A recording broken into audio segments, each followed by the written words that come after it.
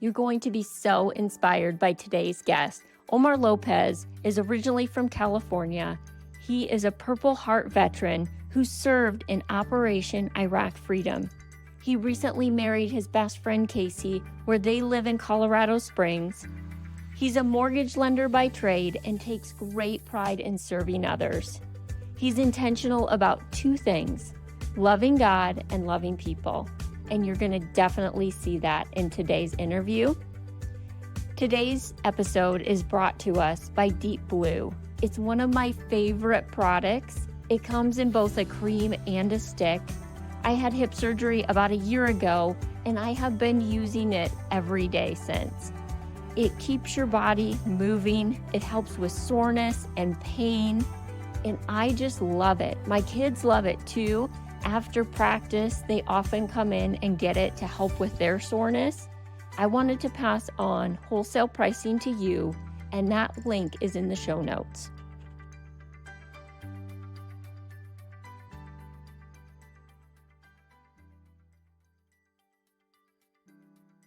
I've got a question for you.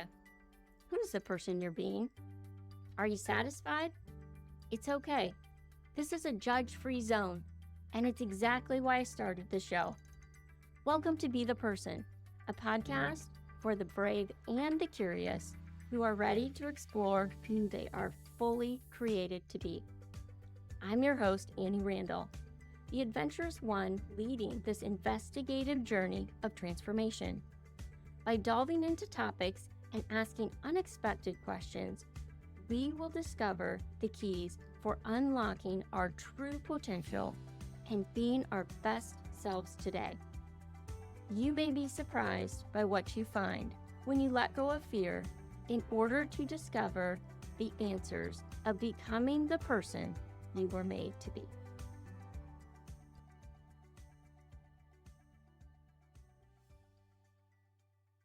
Omar, I'm so excited to have you on today for Be the Person podcast. You have an amazing story that I know our listeners are really going to be inspired from. And I'm just going to turn it over to you. And I would love for you to start and share your story. Awesome. Well, Miss Ann, it's a pleasure and it's a humbling experience to be able to share my story. I think it's also important to encourage everyone that we all have a story, right? And everyone's story looks different. And I think we could use our story to encourage one another. So that's how I look at this opportunity, just to share the challenges that were brought upon me when I was younger and still even now. And I hope that it does encourage, empower, lift up, build up a community of people. But I'm grateful for the opportunity. With that being said, um, I do have a one of a kind experience, I'd like to think, coming from Los Angeles, California. You know, three brothers, it's nothing but boys. Growing up, I didn't have a father, but my mom was real firm. So she was my mother and father who was not scared to pull out a bout. But as I graduated high school, I knew I needed a different a different discipline, a discipline that my mother couldn't give me as much as she tried. So therefore, I joined the military.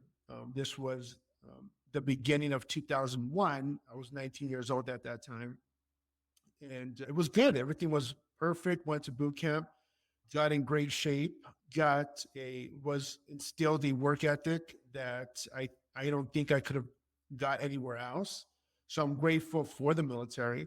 However, 9/11 of '01, we all, right, the world went through a tragedy, specifically with the Twin Towers, and we lost a lot of people in that unfortunate situation. So, what my unit that I was in, we were the first to get deployed to Iraq. And again, I was, just a kid. I didn't think anything of it. I felt like I'm just gonna go spend some time in the desert and I'll come back with stories like a video game. But I quickly learned that it was a different life. It demanded a lot from a young man. And some of the things it demanded of me is learning how to separate my feelings, learning that sometimes feelings is just that. It's just a feeling. Unfortunately, I lost a lot of friends out there, but you weren't given the opportunity to mourn. And it's not because the military doesn't want you to mourn. However, mourning in war will get you killed. So you can't be in your feelings. So I learned how to have a calloused heart, if I could say. So we did a lot of things out there that I think I never imagined I would have to do, but you do what you have to do to survive.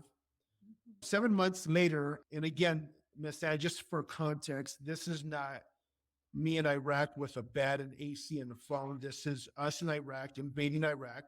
No showers, no phones, no bed. You sleep on top of your Humvee and you just brush your teeth whenever you have an opportunity and continue to fight a war. And it was a different life. However, November 2nd, 2003, it was a Sunday morning. We were going on a mission from the Syrian border to Baghdad. Two helicopters land, two Chinooks. The Chinooks are the bigger helicopter with two propellers. They land to pick us up. I was the last one to get on the first Chinook.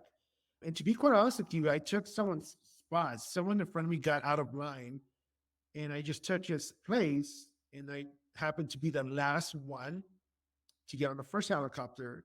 And I say that because if he would have stayed in line to get on the helicopter, I would have went on the second one. So we fly out towards Baghdad, just like a normal mission, but it wasn't normal. My helicopter gets hit with the missile. It's a heat sensing missile is what we call it. And it hits the front propeller because it's a heat sensing missile, right? So it's going to hit the engine and we began spinning out. There's 36 of us in the helicopter.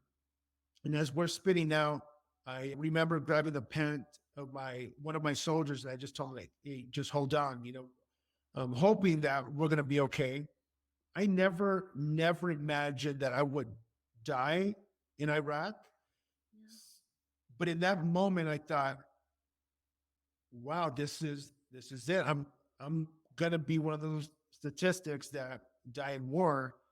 And your mind is just thinking so fast. But before I could think another thought, they shoot another missile, which hits the second propeller, which happens to be on top of where I was sitting. The impact pulled me out of my seatbelt, threw me out of the helicopter because in the back of the helicopter, it's a ramp. They put the ramp up and down so that you could put equipment in and the soldiers could, come in as well. So I flew out of the helicopter about 300 feet, no parachute, and I landed in a farm, in some random farm. The helicopter lands, crashes, explodes. The second helicopter does not get shot down. And it's interesting because I could have been on the second helicopter, right? If that gentleman in front of me would have not got out of line. However, I'm intentional in sharing that detail because I learned, and to be quite honest with you, I learned this just a couple of years ago, that the guy who got out of line and went on the second helicopter was the only medic in our group. And therefore, it was him who kept me alive long enough so that medevac could come and save us, right? So if he would have been on the first helicopter along with myself, there would have not have been a medic to keep me alive long enough because that's how serious it was. So that detail to me is a reminder of the grace that God had on me. So again, there was 36 of us, 20 died, 16 survivors, which one of them. However, the 15 that are still living have missing limbs or brain damage. It's actually 14 now. Another soldier died from blood clots a couple months after the crash. So it's interesting because I don't think anyone would know my story if they saw me. They would never imagine that I got shot down in a helicopter. They would have never imagined that I broke half of my body, but I did. And I was in a coma for about 8 days. And I wake up in Walter Reed Medical Center. And the doctors, there was probably about 8 different doctors in my room. And they just shared with me, reminded me of what happened. And as they did, they just told me everything that I broke in my body, which I broke both feet, I broke both hips, I shattered my right forearm, broke my right shoulder, and I fractured my neck. So they fused my neck. I have a C6, C7 fusion. And what I remember most in that, you know, 60 days that I was in ICU is that every day they would share a bad report. Every day, and I know they're doing their job, but I was reminded every day of what I couldn't do. So they told me that I would not be able to run again. That's for sure. You're not going to be able to run again. And they would have to teach me how to walk. And for the rest of my life, I would be using a cane. So it was hard for me because I played sports my whole life, specifically baseball and football. And I just felt like, well, what type of life is that? I was 20 years old. I can't ever run again. Like I'm going to be using a cane. I almost felt like I was dead. Like someone just took all my hope, my life away from me. Um, However, I mean, I guess I was supposed to be grateful to be alive, and that is right. But it's hard to be grateful when you're going through that, right? Because you're just thinking about what I can't do. So I felt angry. I felt angry at God because I felt as if like he allowed it to happen, which I now absolutely think differently, but I was caught up in my current circumstance, right? Sure. So finally, maybe about 3 months later, I'm out of the hospital. I'm on a walker. I'm dependent on someone for everything. I can't shower alone. I can't drive. And if you know me, I'm super, super independent. I do not like to depend on anyone because it makes me, I don't know, I feel weak, but I couldn't do anything on my own. And everybody, when I came home, were reminding me, a lot of people were gracious. Hey, Omar, you're a hero, et cetera, which I'm grateful for, but I didn't care. I felt that my life was forever going to be different. Um, so I didn't care about all the other stuff, right? The medals that they gave me, but my life was different. It was different for 12 years. For 12 years, I was different. I'm from California, and something we do in California is like everyone gets a Disney pass. That's just what you do. And we would go to Disney. I couldn't walk more. If it was about an hour of walking, I would have to take a break for about 15, 20 minutes because my hips were just killing me, or my feet, and something in my body always hurt. So I'm now for my circumstance to determine my life, if I could say it that way. Yeah. I don't know what happened. I almost felt like I decided to not accept it anymore. And in that time, it's funny because I was going to school in Dallas and they had just opened up an Orange Theory. And I don't know how they would do it, but I guess before they opened the studio, they would call around. I don't know how they got my number, but they called me and they say, hey, do you want to join Orange Theory? I was like, no, how much is it? They told me the price. I said, absolutely not. I'm not doing that.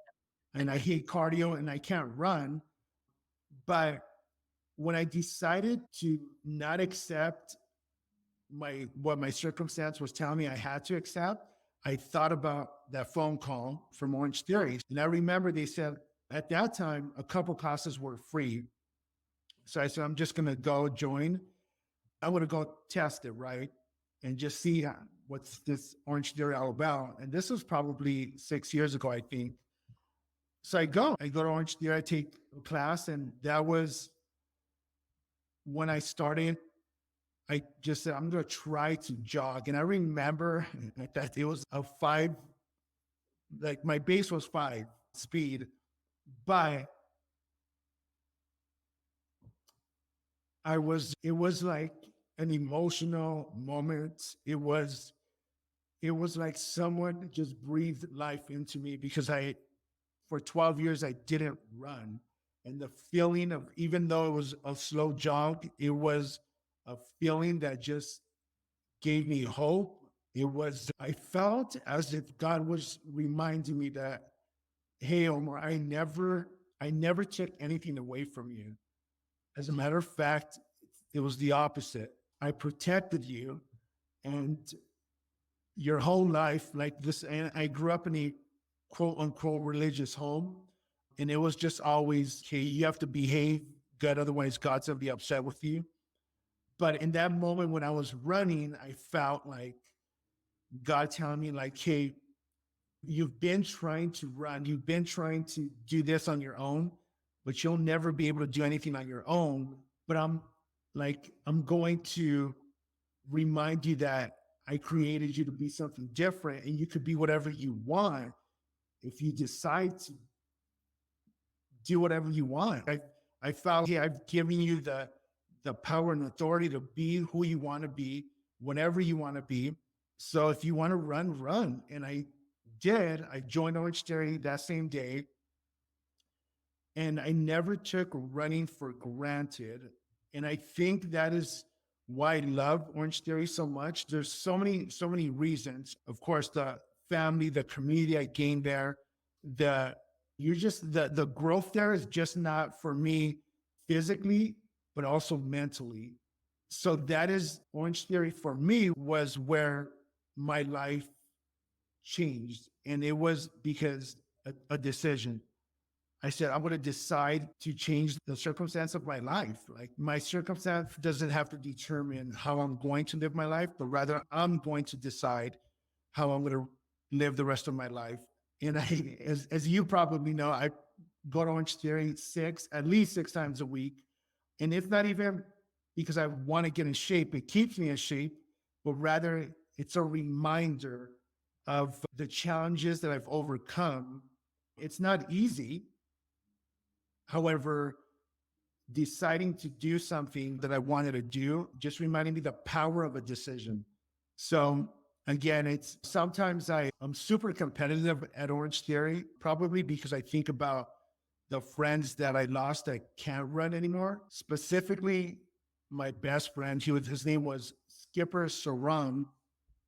And not probably my wife is the only one that knows this, but there's a pair of shoes there's some Nikes that I was able to custom make, and I put his name on them. And these shoes I only use for dry try, which is it's a competition that we have, right? Probably the hardest competition that Orange Theory has. I think they have it maybe twice a year. Mhm. And I only use them for dry try because I always race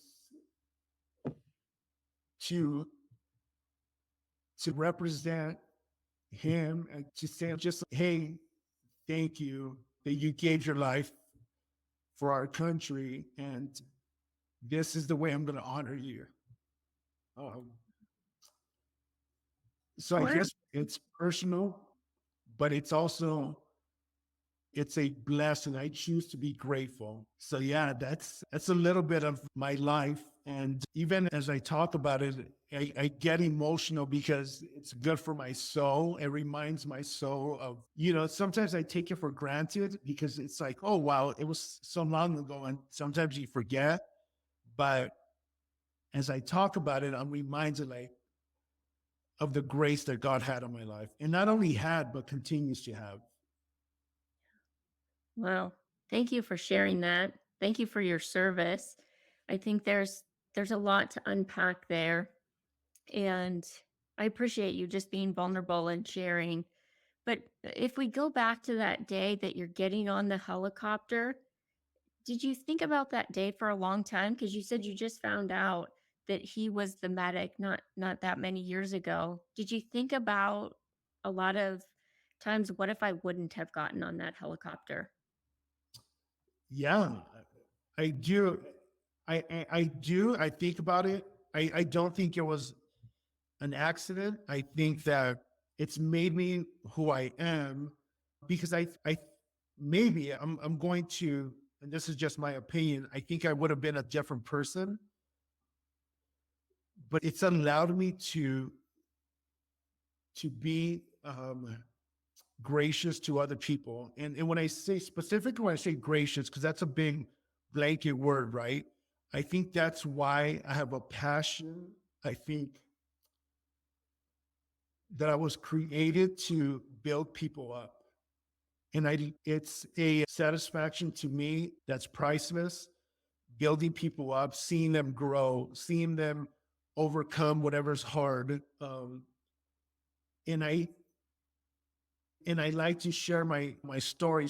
And again, people don't know, and when they find out, they're just like, "How?" But I remind them like, "Hey, as much my struggle is as big as whatever struggle or challenges they might have. We're all here in life, in Orange Theory or wherever we might be. We all know that life brings challenges.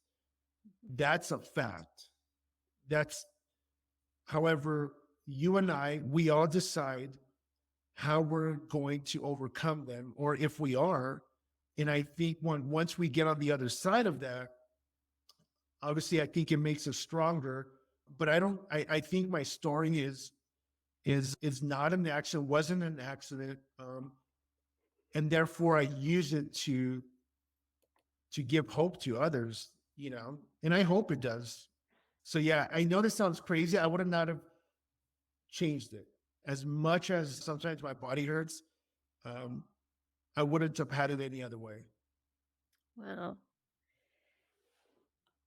it's incredible because I probably knew you for 6 months before, you didn't start at our Orange Theory. You moved to Colorado Springs, Mhm. and it's probably 6 months before I had any idea about the helicopter crash. And I remember you telling me that one day in our lobby, and I'm thinking, "Oh my gosh." Mhm. And for you to show up the way that you do, and I think you are living into your purpose because I see it every day. The encouragement that you give our staff, the people in class, everyone around you, like you're pushing yourself, but you're also making other people push themselves.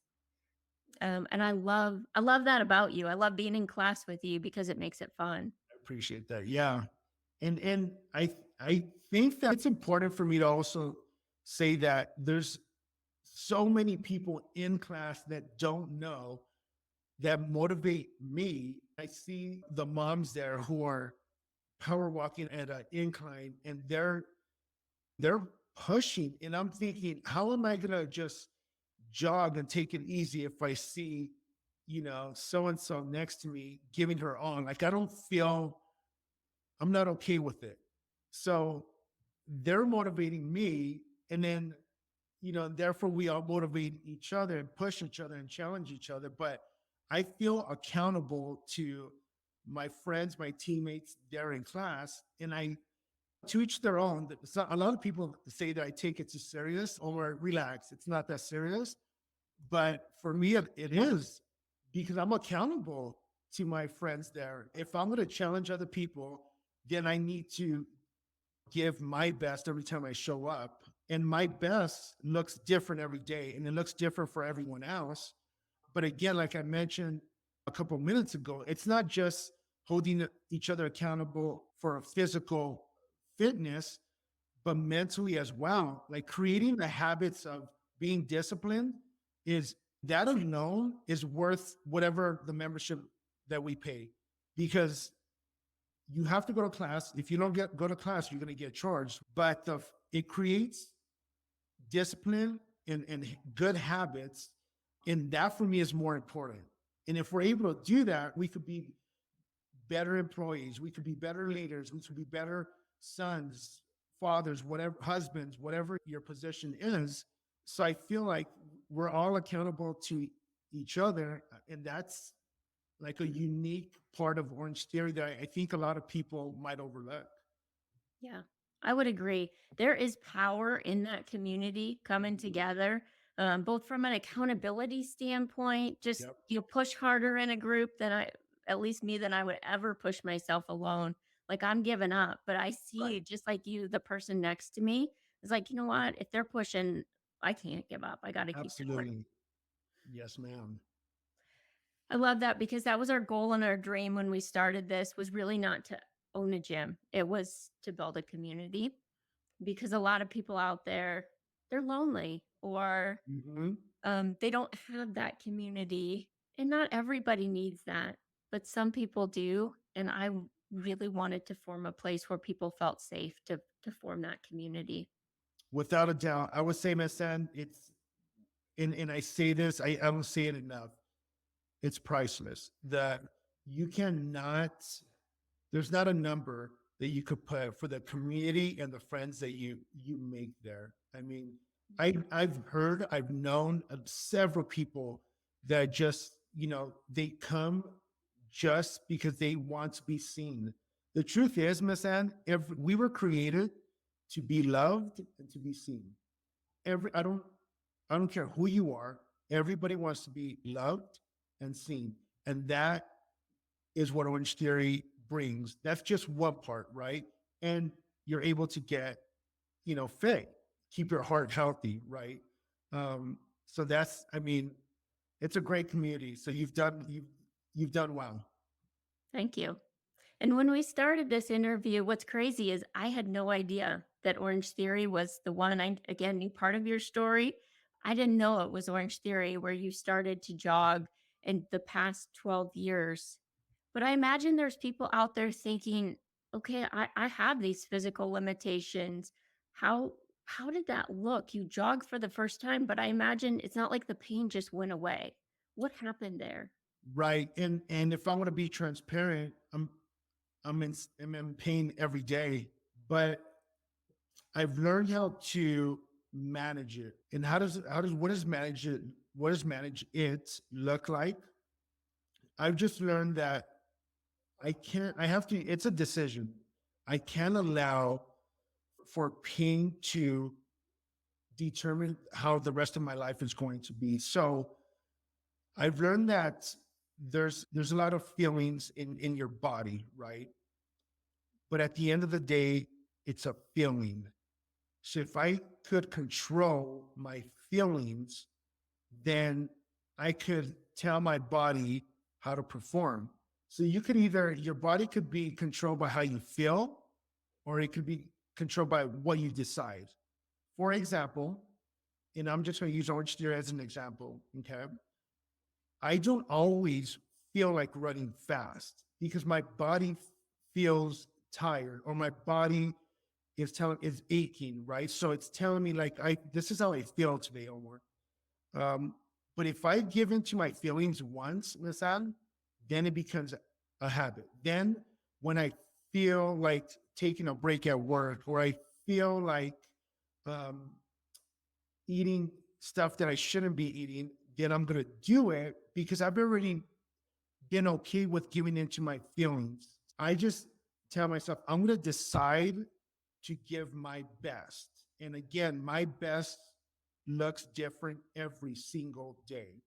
But it's a decision that it's a decision that one has to make. It's not always an easy decision, but as we know, nothing good comes from everything being easy, right? But little by little, if you just allow yourself, some grace, but also we see this at Orange Theory. Hey, that point one matters, right? That point one matters. And it does matter, that point one. So when I see that point one matters, so maybe you showing up is that point one. So celebrate that point one. Celebrate you showing up. If we're a power walker and now you jog a little bit, celebrate that. And I think little by little, being able to overcome the feeling of my body hurting and celebrating those small success, you're going to be more focused on the feeling of being successful versus the feeling of my body hurting. Because we don't all feel like waking up at 5 a.m. to go work out. There's very little people that I know that say, "Oh, I feel like waking up early in the morning and working out." I don't. 50% of the time, I don't feel like being there. Um, but I know I need to be there. So that's to answer your question. It's a decision, and I can't give in to my feelings. However, there's a perfect balance, right? Because you have to be careful. You don't want to hurt yourself, but decide to celebrate those point ones and decide to say, hey, I let me try something different and to overcome this and focus on what you're overcoming versus what you're not. I love that. There's a lot of power in a decision, and there's a lot of power in just those small little incremental things. Those point ones add up, whether it's on a Absolutely. treadmill or the decision you make in life. You talked about your feelings of just being angry in those 12 years, being angry at God. And I imagine that doesn't just go away when you hop on a treadmill. How did you deal with all the feelings associated with that? That was a tough one because you're right. It was a very dark part of my life. I think I felt like the victim. I just felt betrayed. I was hurt. It took me a little while because I was angry. I was just like, why me? Like, why would you allow for this to happen? However, I think the biggest difference is I have to stop and just decide to look at what I do have versus what I don't have. So the fact that I could breathe is one, and my best friend no longer could because he passed in Iraq. So I, instead of looking at what I couldn't do anymore, I began to focus on what I had in front of me and what I could do. And then my attitude began to shift. It began to shift. The healing process took a long time. And I think it's important to know that timeline looks different for everyone. And if you have someone that's going through that, I would suggest that you don't try to rush them. You just have to allow someone to heal at their whatever time they need. And also in that season, I didn't want to hear more, duh, God didn't do that to you. I didn't want to hear that. I needed to go through it myself. I needed to know it myself, right? So when I began to just shift my thinking and started to look at what I could do, it shifted my attitude towards God. And then I would look back of how much grace he's had in my life. Um, when you just begin to think on positive thoughts and when you choose to think on stuff that you're grateful for, you it shifts your mind and your attitude changes, the lens that you see life through changes, and you're able to see life more clear and you're able to be free. Because I carried a burden that no one saw, but it was a heavy burden and I was confused. But then I would just I see this a lot. I would remember a lot. And it's important that we remember. If we stay in a state of remembrance, it helps you shift your attitude, whatever you're going through, because you're able to look back and say, man, I remember when you got me through this or that. And it gets you out of your current circumstance, right? Because especially our generation, we live in the now. We only focus on what's in front of us and we forget um, everything that we do have or that we've overcome. When you remember, it humbles you and it shifts your attitude. You have an attitude of gratitude. So that's what happened. And I fell in love.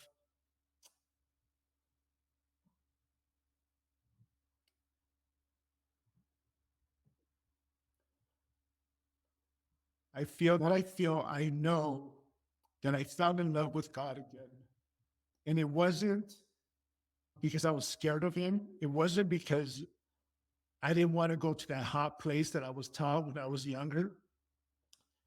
But I fell in love with him because he loved me even when I was mad at him. He didn't leave my side. I felt he was still there with me. So I fell in love with him again in a different way, in a, in a, uh, in a way where I felt that he wasn't asking anything from me or demanding anything from me, but rather just wanted me to live my best life. And I just felt like he was just saying, Omar, I've always wanted this for you to be everything that I created you to be and everything you want to be. And I thought it was a lie that I was believing that was toxic. So I fell in love again. And in my life, everything, even my body just responded different because the power of the mind, it is unbelievable, right? If I'm angry, which I was, even as I'm talking about this, I'm just blown away. I was angry for 12 years, but my body was not functioning the way it was supposed to be. But when I began to shift it, my thoughts, my body responded different. It's amazing the power of the mind. That is. And you talk about, letting down or letting go of that burden. Do you feel like that burden just like it was a day decision? Or do you feel like it was like a little piece of it each day? Oh, Like, absolutely.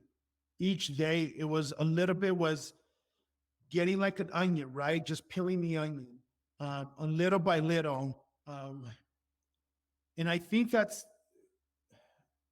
it's good. It's important that we understand that it's not just in a moment things change. It's a process, and to be quite honest with you, it's still a process. Miss Ann, I learned how to enjoy the process. And this is going to sound crazy, but I think this is where I have some friends who I compete with at Orange Theory. And I think this is where the difference is that I love the process. I love the outcome, but I love the process more. So I was okay with the process, right? And celebrating those, getting better little by little, getting healthier, right? Mentally healthier. That point one, little by little, I was okay with that. And it was luckily I had friends who were encouraging me. And it was my friends at Orange Theory because as you know, we preach a culture of celebrating each other, encouraging each other, right? When went from 5 to 5.5, they made me feel like I was the athlete. With that, they don't, it's, you can't rush the process, but we celebrate the process and therefore it never gets, you're never done. You're always celebrating, right? Because if you're just celebrating the outcome, then you're going to be done. And then what? No, it was definitely a process and it was a long process, but I feel that allowed me to fall in love with God the way I did because he was okay with it. He wasn't mad that I took 12 years to figure it out. So I think in our, in our lives, and again, we all have different challenges. And I wish we could be more transparent with each other, right? Versus trying to put on an Instagram life and everything's put together. That way we could heal together, right? Because the same way you asked me to share my story, I need to hear your story as well so that I can be encouraged, so that I can feel like, oh, I'm not the only one that struggles. I'm not the only one that has challenges. And therefore we could celebrate that we're all messed up, but um, together we could be better. agree. And I think you're so right. Everybody has one of those burdens, whether they show it or not. Um, Everybody carries that. And just remembering that, because some people will tell you their burden and other people will never share it. Right. Yeah. So I think that's true. What would you say to the person? Because I'm sure there are people out there thinking, that's me. Life didn't turn out the way I wanted for whatever reason. Maybe it's injury, sickness, death, but they're mad at God. What would you say to that person? Because I think a lot of times our culture says you can't do that or you shouldn't do that. But I think God can take it. And Oh, what would be your advice there? I would say, um, okay, you're mad at God. Okay, it's okay. That would be my first. It's okay. Um, because and I think I don't know where we got this that God. I mean, I feel like God is a sissy, like, oh no, I can't stand brokenness, or I can't be around your failures or your shortcomings. No, it's the opposite. I think that God and He embraces you tighter. And and that's what I try to be with my friends, is that I always try to share my failures because I don't care about sharing my failures. Like, I sincerely do not, because I sincerely believe that it's going to encourage my friends. But I like to build a atmosphere of being okay with sharing your failures so that we could be better, right? So that you won't feel like you're the only one, right? Because I believe that once you feel isolated, then you isolate yourself from everybody else. You begin to lie to yourself, and then you never heal, right? Because you try to keep putting band-aids over a wound that could get infected, right? But um, I would say, if you're mad at God, or if you're just in general, you feel like you're different and no one understands you, I would say, okay, that's okay. Your feelings are valid. But the fact that you're breathing and that you admitted that, or that you feel that way, means that there's hope. Means that maybe I need to hear that. Maybe I need to be encouraged by your story, because there's so much struggles that I go through, that I need you. I need to hear your story. I need you. I mean, I need you to be there at Orange Theory. Why? Because I just need someone to encourage me, right? I just need someone to tell me, hey, you're doing a good job. Because maybe in that season, I feel like I'm worthless. But maybe that, hey, you're doing a good job, is going to give me a little bit of oxygen, a little bit of hope. So I would say, hey, that's wonderful that you feel the way you do. Um, you should share your story. Yeah. I think there's power in sharing. I think shame a lot of times puts us in that hole and it makes us feel like we're the only one. Right. But the minute we open up and share that we're not, there's other people again. It may not be the exact same burden, but nobody relates to perfect. Right. And now, just real quick, I know I'm referencing a lot of God or Bible, but it's just something that's like the foundation of my life. But the Bible says, confess your sins, or we could say, whatever way you want to say it, confess your shortcomings or failures to each other. He doesn't say confess them to him. He said confess them to one another. Why? And it says, because it's good for your soul. Because it's good. As soon as you begin to talk about it, it is proof. You feel like this big weight is just lifted off, right? Yeah. So we're created to have community and confess our failures to each other so that we could be better together. That's how God created us to be. I think that's something we should always remember. And I think you and I, and specifically, have a responsibility to create that culture, right? Because you and I know that. Not everyone knows that. So it's our responsibility to create that. And that's something you did with Orange Theory. I think it is like it's very intentional. And for me, part of it was just like I grew up not because I didn't have any friends or didn't have a good social connection, but a lot of my life I felt really lonely and I didn't want to feel that way anymore. And I only felt that way because I wouldn't show up. So Mm, I wanted to create a place for people so they could show up yeah, and feel safe and feel, like you said, seen, because everybody wants to feel that's seen. right. That's a fact. What would you say to the person as we wrap up? Like they're thinking about either one, they're not starting because of the pain, they don't feel like they can do it, whatever it doesn't even have to be Orange Theory, or they're thinking about just giving up, like it's too hard. What would you tell that person? I would tell that person that I need you. That's sincerely from the bottom of my heart. I would say, like, I need you, because I know the feeling of feeling like a failure. I know it. like, man, we had a great, not a great, we had a relationship of just feel like me and failure because of a lot of decisions I made in my life. I would say to that person, no, you are, and again, this is the foundation of my life. You are so valuable. Your worth is so much that a man was willing to give his life for just for you. That's how much you're worth. And whether you believe in God or not, I would, whoever's hearing this, I would tell you that you are, the value you bring to this world is something that can never be given by somebody else. We were all created different. We were all created with a purpose. Everybody has a purpose. Everybody has something to give.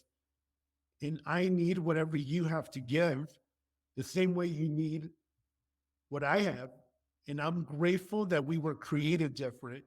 We all look different because I sincerely believe that together we're always going to be better. And I think this is why division exists so much, because the enemy knows the power of community, the power of oneness.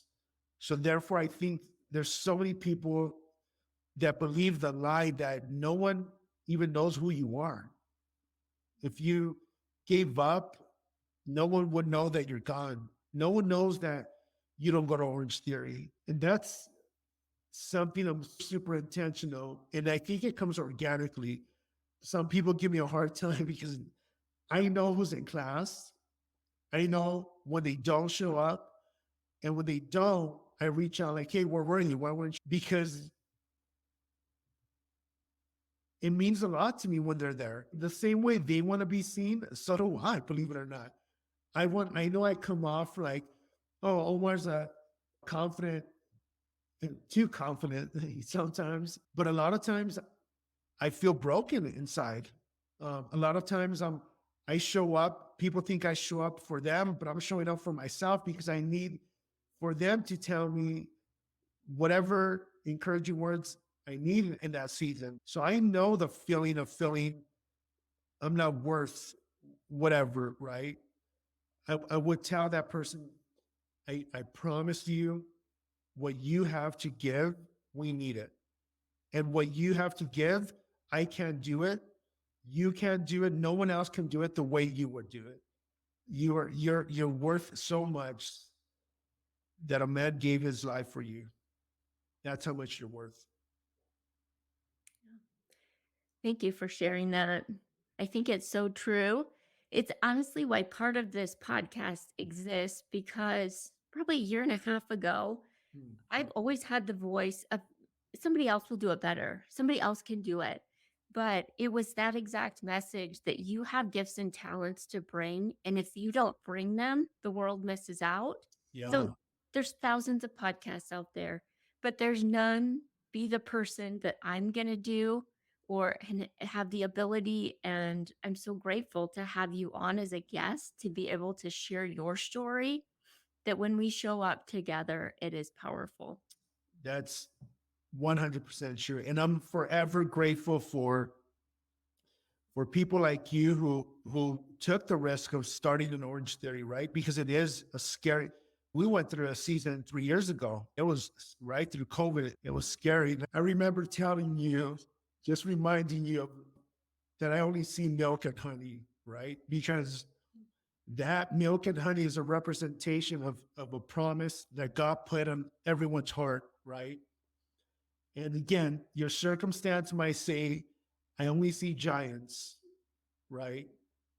But others choose to see milk and honey, a land flowing with milk and honey. So I'm grateful for you and your husband for sticking it out, because the community, the people at Orange Theory, it's something that I never would have imagined holds so much weight in my life. The way we love each other, it's family. It's not even about staying healthy, we do stay healthy. I'm glad we do. It's more than that. hey, I see you. You're valuable. Let's continue to grow together. Life is better together, Miss Anne. Agree. I couldn't agree more. Omar, if people want to connect with you, what's the best way? Social media, Facebook or Instagram. You can find, I'm always, anytime Orange Theory does a post, just look for the first guy who has a comment. That's probably me. So shoot me a request. Man, I love doing life with people. I love doing life with people. It's just better. So yeah, reach out. It'd be awesome. Thank you so much. Thank you, honestly, for your service to our country. I Like, appreciate that. what you've given up has been tremendous. And just thank you for being part of our community, for showing up, for doing this interview. I think you're going to inspire a lot of people. So I really, really appreciate you. I hope so. Thank you, Miss Anne. Thank you. Thank you for joining Be the Person podcast. Make sure you hit the follow button so you never miss a new episode, and it would mean the world to me if you gave us a 5-star review.